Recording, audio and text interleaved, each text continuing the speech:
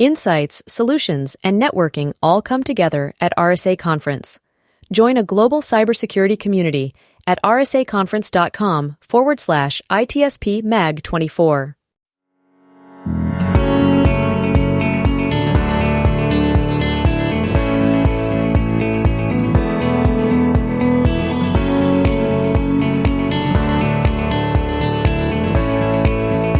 Welcome to the ITSP Magazine Podcast Network, a modern, innovative multimedia platform, broadcasting ideas and connecting minds.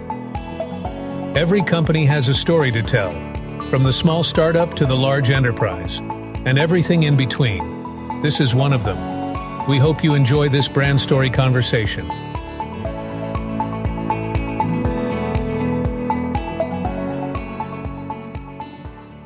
Marco. Sean. How's your connection?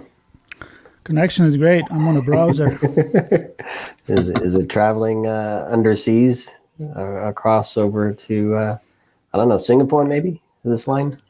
That's direct connection with Singapore. I always have a direct connection with Singapore. It's a great place, I have to say. It's a great place. It's been too long since we've been in Singapore, but we get to meet new friends from Singapore who do some really cool things. Yeah, and this time they're coming to visit us. They're going to come visit us? Well, I don't know if they're coming to visit us, but... well, not us necessarily. They're going to come this side of the world. That's right. That's right. And we're talking about the team at SquareX, and more specifically, we have Vivek Ramachandran on. How are you, Vivek? Doing great. Sean, Marco, thanks so much for having me on the show. It's an honor and privilege. Yeah, we're excited for this conversation. If you haven't figured it out, those listening and watching, we're on the road to RSA Conference. This is part of our coverage, and we get to have a chat with Vivek to hear all about what he's up to and what the team is up to and what you might experience if you happen to stop by their booth at the RSA Conference. So before we get into all the fun stuff you're working on, maybe a little bit about some of your journey leading you to SquareX. I know you've been an innovator, done a lot of things. Maybe highlight some of your accomplishments and milestones over the years. Yeah, absolutely. So, Sean, I've been in cybersecurity now for 20 years running. Started off as a developer, but very quickly figured out that I enjoyed breaking systems more than making them. And, I think 3 years into a developer job, I used to work at Cisco Systems. I decided to go full-time, into security research. I was lucky to work with, one of the pioneers in wireless security, airtight networks. And that was the place where I discovered a bunch of new attacks, cafe latte and whatnot. And then I got so hooked to it that I just decided to, start a security research and a training company. And, started off as securitytube.net, became SecurityTube Training, eventually Pen Tester Academy. And, Pen Tester Academy, I kind of grew it almost for 7 to 10 years. We had, Fortune 500 customers, government agencies, and whom not. And eventually that company got acquired by Providence Equity, who were doing a roll-up strategy with INE. And during that time, I also built a Wi-Fi monitoring product, which I sold to government agencies exclusively. So, during that time, spent so much time with red teamers, understanding attacks, helping them build attacks to demonstrate internally. That post that, I thought I'd probably take a break. Everybody at home was like, hey, enough of long hours. But, once an entrepreneur and researcher, I guess, it's just wired into you forever. Suppose that, one thing after the other started SquareX, and, now we are here. So I get in my head how you started building things, then breaking things, then realized maybe it was too easy to break things, and you wanted to figure out a way to protect things from getting broken. So it's kind of like you find the next easy thing to break, and you try to make it a little bit better. Is that what's in your head? Is that how you think? Absolutely. I think so. I've always been behind challenges. And I think at one point, breaking into systems, breaking technologies was a very big, interesting challenge, which I did like over a decade. And then I quickly realized, what?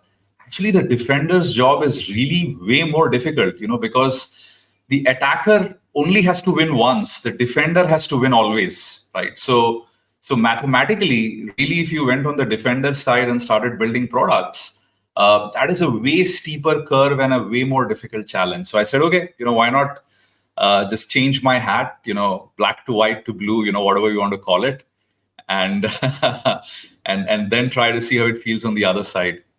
You're hacking hats now. I love it. So where does this spirit of innovation come from, and what led you? I'm sure it's based on experience and conversations and things like that, but how did the innovation for SquareX come to be? Yeah. No, that's a great question, Sean. So I think, when I was doing Pentester Academy, we primarily were doing red team training. And at that time, we used to have a lot of these teams come to us and say, look, we use endpoint security, we use SASE, SSE, SWGs. And I still feel like, we are wide open to attacks. Vivek, could you help us, show demonstrations within the company so that, we could have our, CISOs and, management go ahead and invest in more, people process security, some combination of that. So it was that time that I suddenly saw that when you look at web browsing, for enterprise users, I felt like the security products which were around at that point weren't really good enough, and it was really quite trivial to go ahead and attack enterprise users. So I started looking at it and I said, okay, is there a way to protect? And that is really where kind of the inquisitiveness and the research aspect began. And after selling the company and exiting the acquirer, I spent a good amount of time with a very small team, just looking at the problem, trying to see if this was even solvable. And when I felt we had made reasonable progress, that was the time I, incorporated the company, raised, funding from Sequoia Capital Southeast Asia, and again, here we are.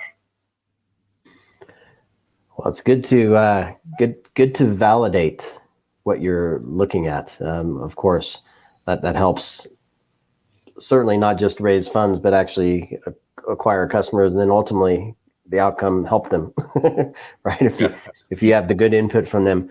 What were some of the challenges? So you kind of touched on the threat aspect of it. They deployed a lot of stuff, yet still felt exposed. Was it really tech oriented, the challenge, or were there other parts? Maybe kind of paint that picture for us. What teams were struggling with mostly? Yeah, so I think what's been happening is over the last few years, if you look at enterprise secure browsing, primarily people have depended on secure web gateways, which have been part of SASE and SSE. And really, secure web gateways, for the uninitialized, is basically a cloud proxy which does SSL interception. And when that happens, it starts to look at that traffic and see if there are any attacks probably happening against end users. Now, if we look at it, it almost sounds, at least in my humble view, counterintuitive, because you are looking at network traffic and you're trying to infer application layer attacks. So we can already see the huge gap between what you're analyzing and what you're trying to detect. Now, that was also a time when there was a huge push for cloud security and, the cloud scrubbing all your data, malware, everything over there. So I guess everybody just went with it. And cloud security is great for a lot of problems. But what we figured was when it comes to protecting end users online, unfortunately, by just looking at HTML, CSS, and JavaScript traffic, it is just not possible to infer, many application attacks. And now with attackers getting more and more sophisticated, and the bar for writing code has substantially come down with, code LLMs, chat GPT, and whatnot, we've started sensing that, hey, there's going to be a bunch of very big attacks, and unfortunately, existing solutions aren't equipped. On the other front, people have also relied on endpoint security, right? So it's either the cloud guys or the endpoint guys. And Sean, Marco, what's unfortunate is endpoint security solutions primarily look at file and process to decide if something is an attack. And they have absolutely zero visibility into what is really happening in the browser. So, an endpoint security solution, if one of your users was targeted on LinkedIn, with a message and a malicious file, and he ends up downloading it, what endpoint security just tells you is, hey, Chrome was used to download a file. That is it. Now, you absolutely have no clue. And we all know what happens when you finally go to the employee and say, hey, this malicious file, where do you get it from? Right? People don't remember, or, even if they do, they flat out deny. So these were all the challenges where we felt like, attack, I think the whole attribution of how an attack happened against one of your enterprise user online, that is currently almost impossible to do.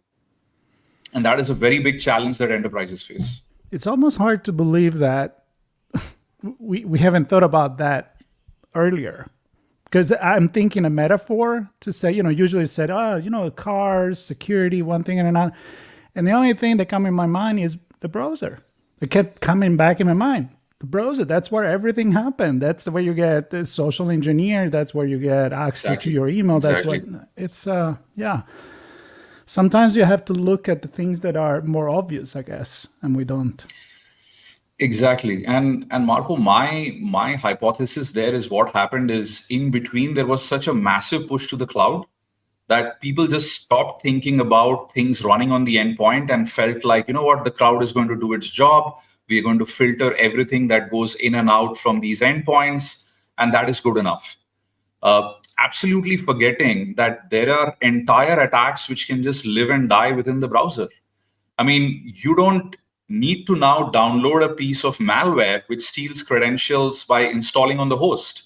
You could just end up installing, one of these chat GPT extensions, and that can just steal all your credentials right there in the browser as you interact with websites.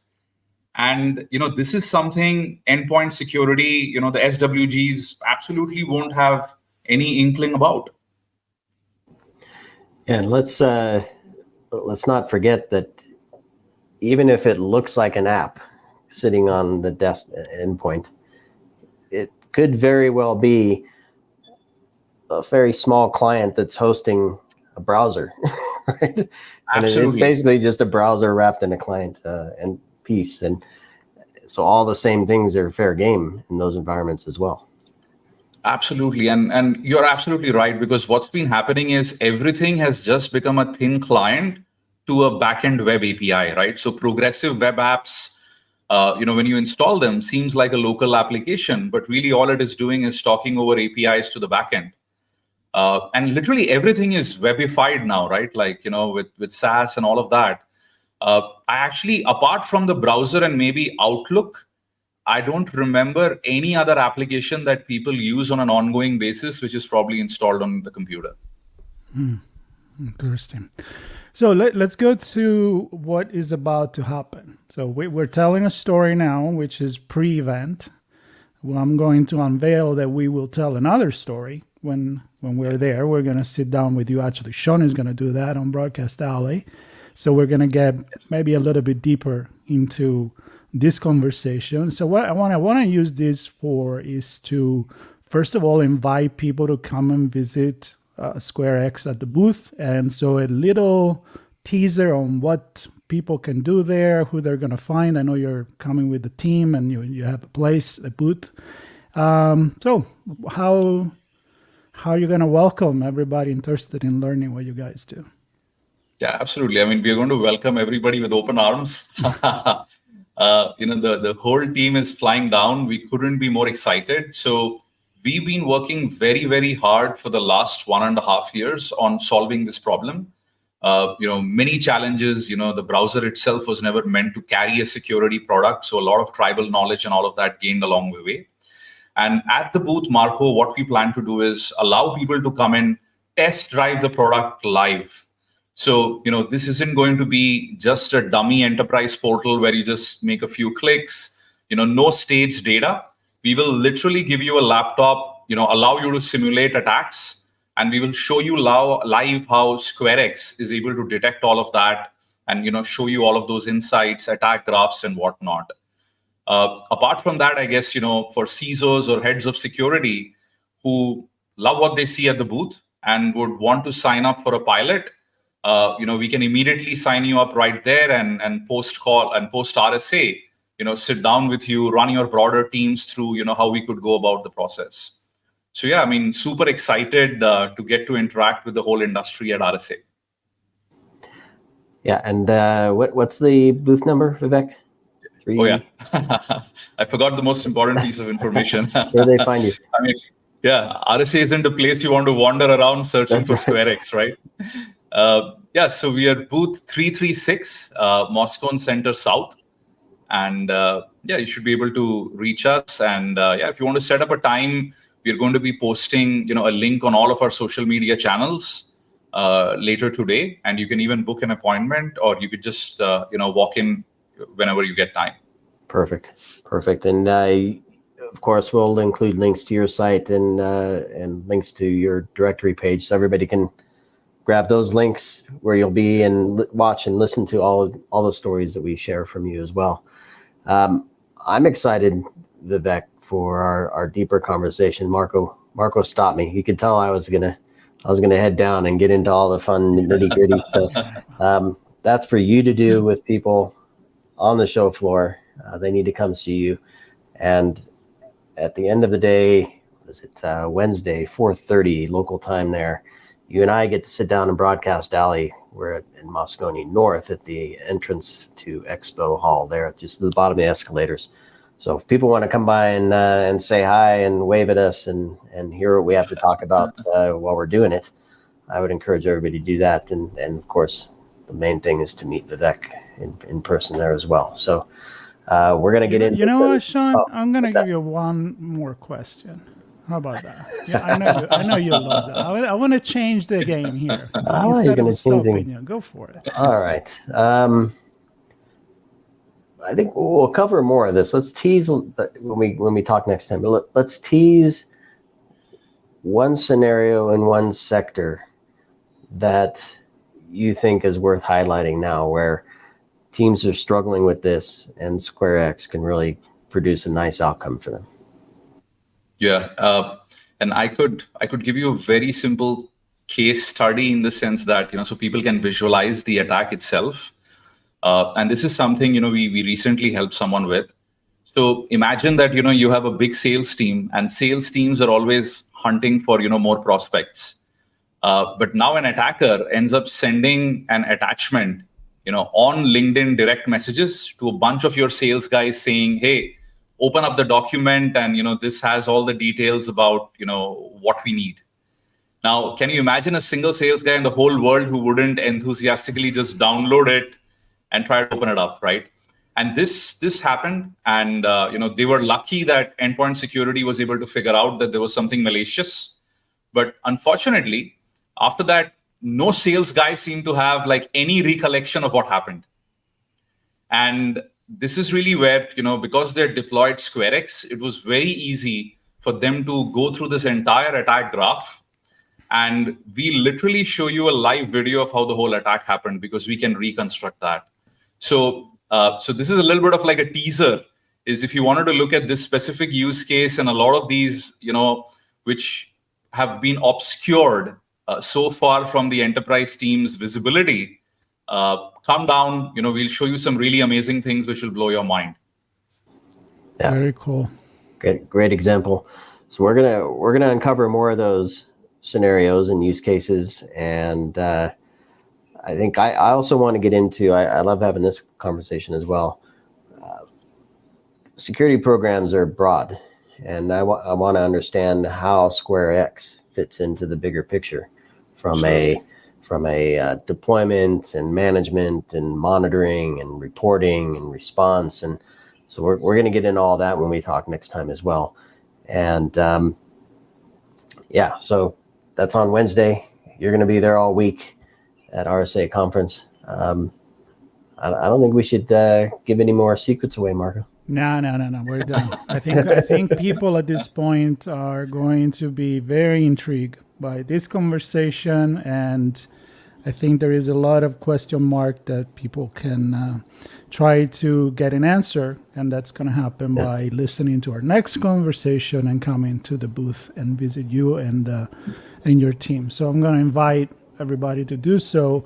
In the notes of this podcast on YouTube, if you're watching the video, there's going to be the link to the landing page for SquareX, where they can already, get informed. So they'll have a specific list of questions when they meet with you, they come prepared.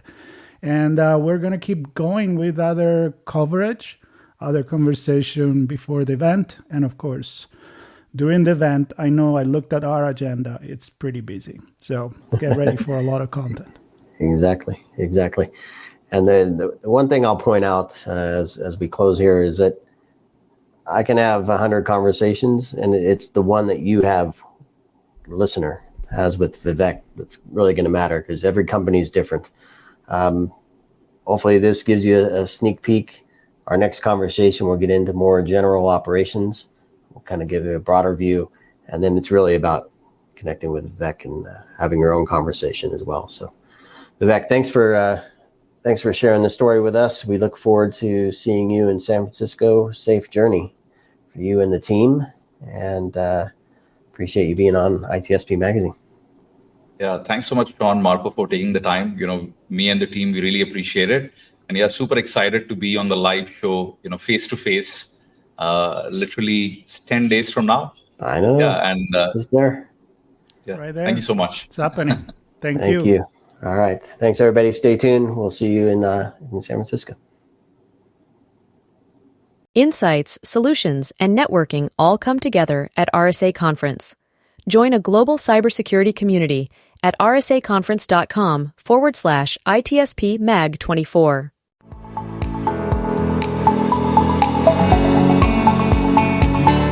We hope you enjoyed this episode and that you will come back for more brand stories on ITSP Magazine. If you want to share your company's brand story, go to itspmagazine.com and explore our advertising options to learn more. Remember to share this podcast with your friends, family, and colleagues, and stay tuned for more brand stories as we continue our journey toward redefining cybersecurity, technology, and society.